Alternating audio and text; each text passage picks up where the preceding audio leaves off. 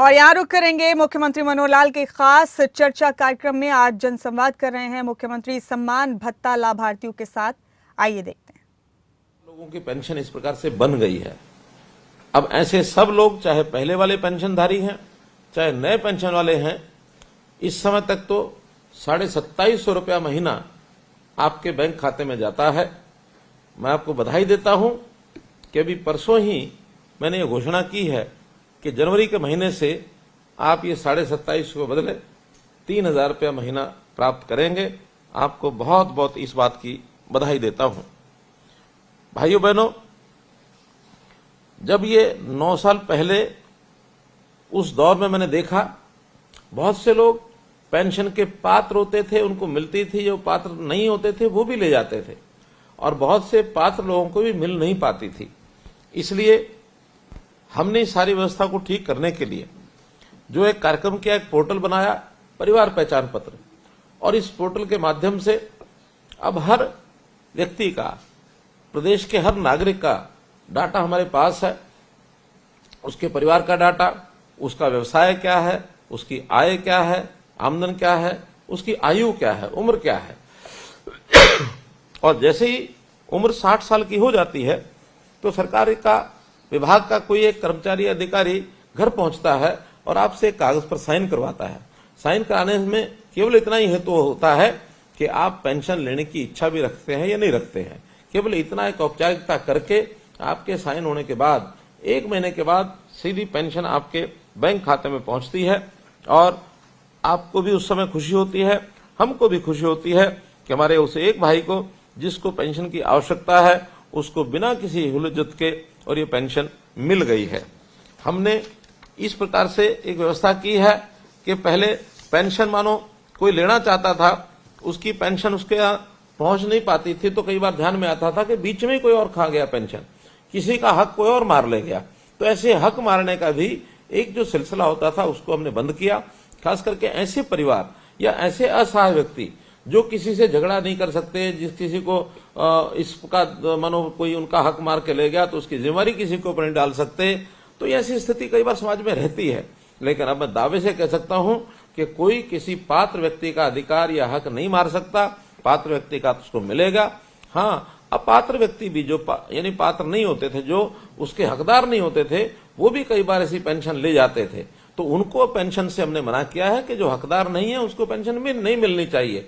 और बहुत लोगों ने तो मुझे ध्यान में है अपने आप भी इस समय पेंशन छोड़ी है। उनका कि ठीक है, हम हकदार नहीं थे, मानो हमने गलती से ली भी है तो हम पेंशन छोड़ते हैं। एक केस तो मुझे ऐसे भी ध्यान में आया जिन्होंने कहा कि मैंने पेंशन छोड़ी और इतने समय तक मैं पेंशन लेता रहा हूं, मेरी पेंशन वापस भी जमा कराना चाहें तो मेरी पूरी पेंशन बैंक में जमा है, उसको वापस भी आप ले सकते हैं। ऐसे सज्जन पुरुष भी इस अभियान के अंदर हमको मिले हैं।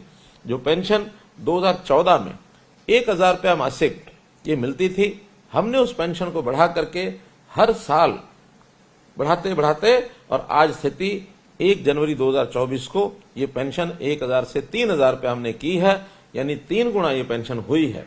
और इस पेंशन को पा करके निश्चित रूप से हमारे 60 वर्ष की आयु को पार करने वाले व्यक्ति उसके अपने ढंग से उपयोग करते भी होंगे।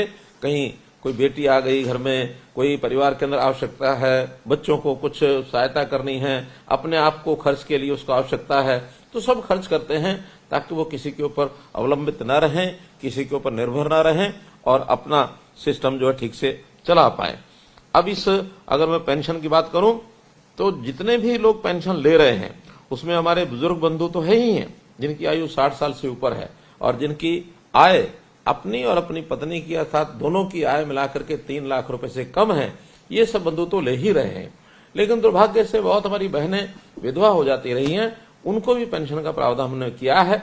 कुछ बीमारियां ऐसी होती हैं, लाइलाज बीमारियां, उन लोगों को भी हम ये देते हैं।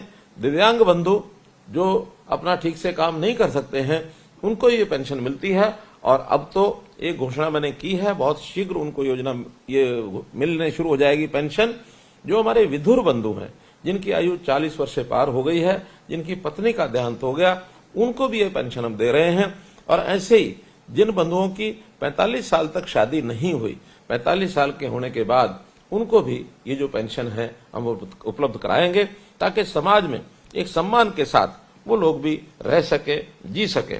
ऐसे कुल मिलाकर 30 लाख लोगों को अब ये जो पेंशन है हर महीने ये जाती है। और जनवरी 2024 में अगर मैं 3,000 रुपये प्रति व्यक्ति का हिसाब लगाऊं तो 900 करोड़ रुपया प्रति माह हमारा सामाजिक पेंशन लगभग ये साल का 10,000 करोड़ रुपए से भी ऊपर बनता है, जो किसी और प्रदेश में इतनी पेंशन नहीं है। हरियाणा एकमात्र ऐसा प्रदेश है जो इस सीमा तक अपनी जो पेंशन है वो बढ़ाकर लेकर के गए हैं। न केवल पेंशन बल्कि गरीब लोगों को मिलने वाले और भी लाभ, जैसे मानो बीपीएल परिवार हैं, तो बीपीएल परिवारों का हम जानते हैं कि पहले कभी एक बार सूची सरकार बनवाती थी, वर्षों तक उस सूची में नाम नहीं जुड़ पाते थे। हमने बीच में एक बार बहुत प्रयत्न करने के बाद और 1 लाख नए राशन कार्ड बनाए थे। बहुत तरह की कठिनाइयां उस समय हमको आई थी, क्योंकि हम भी आखिर सरकारी कर्मचारी और बाबुओं से काम लेते हैं, लेकिन कठिनाइयां बहुत पैदा होती हैं। लेकिन हमने जब परिवार पहचान पत्र बनाया और एक ही घोषणा की कि अभी तक बीपीएल की जो आय सीमा है वो 1,20,000 रुपया साल की है, हमने उसको बढ़ा करके 1,80,000 कर दिया। और जैसे ही 1,80,000 किया तो ये जो बीपीएल के परिवार हैं ये एकदम डबल से भी ज्यादा और ये हुए हैं। तो उन बीपीएल के परिवारों को ऑटोमेटिकली अपने आप राशन का कार्ड उनका बन जाता है, राशन की सुविधा ऐसे सब लोगों को मिल जाती है। और इसी प्रकार आयुष्मान भारत प्रधानमंत्री जी ने जो घोषणा की कि 5 लाख रुपया प्रति परिवार, यदि कोई परिवार में बीमार हो जाता है, किसी का इलाज लंबा चलता है, किसी को कोई एक्सीडेंट हुआ है, कोई ऑपरेशन कराना पड़ता है, तो ऐसे परिवार के सब सदस्यों का मिलाकर 5 लाख रुपए वार्षिक इलाज का पैसा ये सरकार खर्च करती है। ये एक बहुत बड़ी सुविधा अपने गरीब परिवारों को, बीपीएल के परिवारों को मिली। लेकिन इतना मिलने के बाद भी, क्योंकि बीपीएल परिवारों की जो सूची थी वो 2011 में बनी थी, हमने उसके बाद नई योजना बनाकर, और यही लाभ चिरायु योजना के अंतर्गत भी हरियाणा सरकार से शुरू की गई, आय बढ़ाई। जो लोग उसके बाद भी गरीब लोग हो गए थे उनको सूची में जोड़ा, तो ये 15 लाख परिवार की बजाय ये लगभग 29 लाख परिवार ये उसके बाद हो गए। और अभी जब और आगे बढ़ते हुए कुछ लोग उसमें से रह गए थे, उन सबको हमने चिन्हित किया। कई परिवार मानो विभाजित होकर के 1 से 2 बन गए, 1 से 3 बन गए। आखिर ये 13 साल की अवधि में समाज के अंदर परिवर्तन बहुत हुआ। तो अभी 2 दिन पहले ही हमने और 14 लाख परिवारों को चिरायु हरियाणा के अंतर्गत जोड़ करके अब ये सूची कुल मिलाकर के 40 लाख परिवार ऐसे हो गए हैं। 1.5 करोड़ से ऊपर लोग ऐसे हैं जिनको इसका लाभ मिलेगा। सबके कार्ड धीरे धीरे बन रहे हैं। 80 लाख लोगों के कार्ड बन चुके हैं। शेष लोगों के कार्ड अब एक एक स्थान पर जाकर हमारे लोग ये बना रहे हैं। तो इस प्रकार से एक बहुत बड़ी योजना चिरायु हरियाणा आयुष्मान भारत, इसकी भी हमारी जो है बनी है, जिसका लाभ आप सब लोग उठा रहे हैं। परिवार पहचान पत्र में न केवल इतना ही है कि जिससे कोई हमारी ओल्ड एज पेंशन अथवा आयुष्मान भारत अथवा राशन कार्ड, इन्हीं का नहीं तो 397 सेवाएं और योजनाएं ऐसी हैं जो जो परिवार पहचान पत्र बनने के बाद घर बैठे आपको उसका लाभ होता है। अब यदि किसी व्यक्ति को अपना जन्म तिथि प्रमाण पत्र चाहिए, 1 क्लिक से मिलता है। किसी व्यक्ति को अपना बैकवर्ड क्लास का सर्टिफिकेट चाहिए, 1 क्लिक से मिलता है। किसी व्यक्ति को अपनी जमीन की फर्द चाहिए, 1 क्लिक से मिलती है। यानी इतनी सुविधाएं उसके साथ जोड़ी हैं, अब दर दर न भटकना पड़ता है, न चक्कर काटने पड़ते हैं। हर व्यक्ति को इसका लाभ मिला है। हमारे विपक्षी बंधु बहुत शोर मचाते थे कि पोर्टल ऐसे बना दिए हैं, लोग जो है पोर्टल में पिस गए हैं। मेरा कहना है ये पोर्टल ही ऐसी चीज है कि हर चीज सुविधाजनक तरीके से, बिना उनका खर्च किए, बिना उनका समय लगाए, बिना भागदौड़ किए घर बैठे मिलता है। और मुझे संतोष है इस बात का कि जो हमारे विपक्ष के लोग इस पोर्टल को बहुत बड़ी बड़ी गालियां देते थे, पोर्टल खत्म करेंगे, पोर्टल हटा देंगे, अब आखिरकार वही मान गए हैं कि नहीं, पोर्टल है तो अच्छी चीज, इसमें यदि कोई कमी होगी तो उसको दूर करेंगे। मित्रों, कमी तो हर चीज में रह ही सकती है। आखिर कोई नई चीज जब लागू की जाती है तो उसके अंदर स्वाभाविक है छोटी बड़ी कमी रहती है। हमने उन कमियों को दूर करना शुरू किया है और लगभग 2 लाख से 2.5 लाख ऐसे परिवार थे 70 लाख में से जिन्होंने कुछ कमियां बताई। हमने प्राय सब ठीक कर दी हैं। अब तो कोई कमी होती है उसको तुरंत वो लोग ऑनलाइन उसको दर्ज करते हैं, रजिस्टर कराते हैं और हमारे लोग उसको तुरंत जाकर के सर्वे करके उसको ठीक करते हैं। किसी की इनकम गलत लिखी गई है उसको हम ठीक करते हैं, परिवार के सदस्यों की संख्या गलत लिखी गई उसको ठीक करते हैं, पता गलत लिखा गया उसको हम ठीक करते हैं, नाम अथवा पति पिता का नाम अथवा किसी के और किसी सदस्य का नाम गलत लिखा जाता है उसको हम ठीक कर देते हैं। तो ये सब चीजें ठीक करने के लिए हम लगातार कर रहे हैं। हर वर्ष जो परिवर्तन उसमें होने होते हैं, चाहे व्यवसाय का परिवर्तन है, चाहे उसकी आय का परिवर्तन है, इस प्रकार के सब परिवर्तन उसके अंदर डाले जाते हैं। यदि व्यक्ति एक स्थान से दूसरे स्थान पर चला जाता है, दर्ज करते ही तुरंत उसको बदल देते हैं। तो इस प्रकार की ये परिवार पहचान पत्र की जो सुविधा है, ये एक बड़ी सुविधा और ये लोगों को सबको दी है। आपके लिए एक और खुशी की सूचना, ये मैंने जो 2 दिन पहले करनाल के अंदर जो सम्मेलन महासम्मेलन हुआ था, अंत्योदय महासम्मेलन, उसमें घोषणा की थी कि ऐसी बड़ी आयु के लोग, 60 वर्ष से ऊपर की आयु के लोग और बीपीएल के परिवार, इन लोगों को मुख्यमंत्री तीर्थ यात्रा योजना ये बनाई गई है। और इस तीर्थ यात्रा योजना के अंतर्गत अब आप स्वयं और आप अगर किसी सहयोगी को भी लेकर जाना चाहें तो आप लोगों को रेलवे का किराया ये मुफ्त होगा। चाहे आप अयोध्या जाते हैं, वाराणसी जाते हैं, आप अमृतसर जाते हैं, आप प्रयागराज जाते हैं, आप मानो पटना साहब जाते हैं, कोई भी तीर्थ यात्रा करने के लिए मथुरा जाते हैं, तो इन सब स्थानों पर जाने के लिए 60 वर्ष से ऊपर की आयु के हर व्यक्ति को ये सुविधा दी गई है। तीर्थयात्री बनकर के आपका अपना खर्च कम से कम लगे, आपका रेलवे का जो किराया है वो सरकार भरे, इस प्रकार की योजना भी आपको दी है। निश्चित रूप से आप इसका जो लाभ है अवश्य उठाना चाहिए। भाइयों बहनों, 80 वर्ष से ऊपर के जो हमारे बुजुर्ग हैं, हमारे ऐसे साथी बुजुर्ग जिनकी 80 वर्ष के बाद बहुत ज्यादा चिंता करने की आवश्यकता होती है, और बड़ा एक अनोखा चित्र सामने आया, कभी कभी तो 80 वर्ष का ऊपर का व्यक्ति भी अकेले रहना पड़ता है। हमारे पास ऐसे 3600 ऐसे हमारे जो बुजुर्ग हैं 80 वर्ष से ऊपर हैं, अकेले रहते हैं। कैसे वो अपने खाने की व्यवस्था करते होंगे, कैसे वो भोजन की व्यवस्था करते हैं, यानी कपड़े की व्यवस्था करते होंगे, शेष भी बहुत आवश्यकताएं होती हैं, कहीं दवाई की है, कहीं देखभाल की है। तो इन सब के लिए भी हमने विचार किया है कि हम वरिष्ठ नागरिक सेवा आश्रम ये बना रहे हैं। हर एक डिप्टी कमिश्नर को हमने कह दिया है कि जिला केंद्रों पर वरिष्ठ सेवा आश्रम जो है, वरिष्ठ नागरिक सेवा आश्रम ये बनाए जाएं, और ऐसे जो बंधु हैं जो अकेले हैं, उनको रहने में कठिनाई है, तो उन सेवा आश्रमों में वो रहेंगे, उनकी पूरी देखभाल की जाएगी।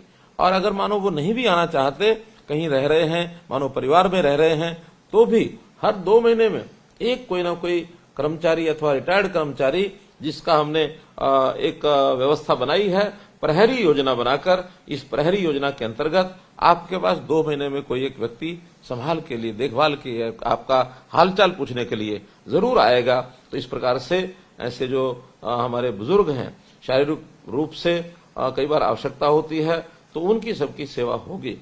बुजुर्गों, भाइयों बहनों, शारीरिक रूप से कई बार आयु के साथ कमजोरी आ जाती है, लेकिन मेरा ये मानना है कि आखिर एक आयु के साथ व्यक्ति का अनुभव है, वो अनुभव भी बढ़ता है, और उस अनुभव का लाभ हमें अपनी नई पीढ़ी को ये भी देना चाहिए। आखिर नई पीढ़ी आकर के हमारे अनुभवों का लाभ लेकर के समाज में, जीवन में काम करेगी, उनकी भी प्रगति होगी, और देश प्रदेश समाज को वो भी, इसको भी लाभ होगा। तो निश्चित रूप से इस काम को भी हमें करना चाहिए, सबको अपनी ओर से ये सब बताना चाहिए। कुछ दिनों बाद दीपावली आ रही है, दीपावली की भी मैं अग्रिम बधाई आप सबको देता हूं, आपके परिवार के सब लोगों को भी बधाई देता हूं, आपको बहुत बहुत शुभकामनाएं देता हूं।